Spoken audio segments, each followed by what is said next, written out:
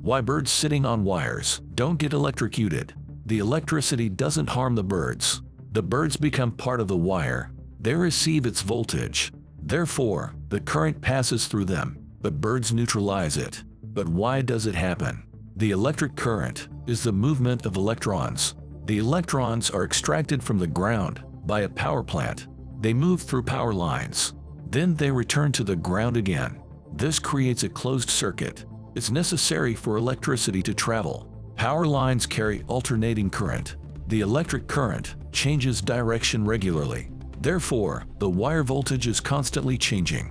The electrons move because of the voltage difference. Interestingly, the bird's voltage on the wire also changes. The bird is constantly charging and discharging through its legs. The bird accepts the potential of the wire. In fact, the bird becomes a small branch of the wire. The bird doesn't make a big voltage difference.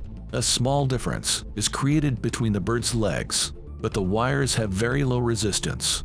The bird has high resistance, so the voltage difference is tiny.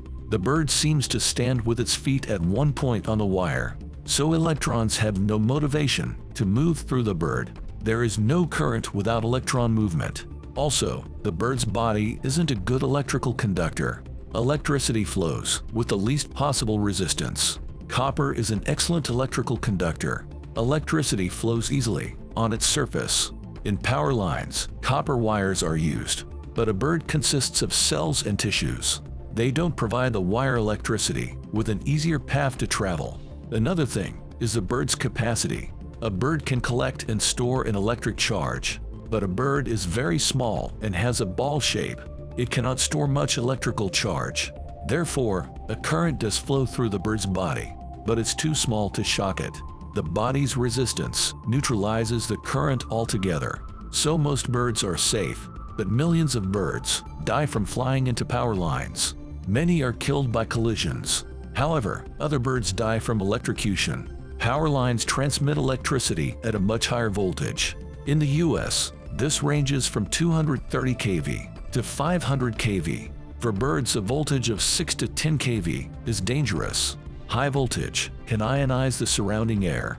It also creates a voltage gradient. It increases with approach. The birds feel it and avoid landing. However, there's a risk of electric shock. The danger also exists when the bird touches two different wires. This creates a voltage difference. It will open the way for electrons. They will go through the bird's body. Electricity moves from a high voltage to a low voltage place. There are other dangers for birds.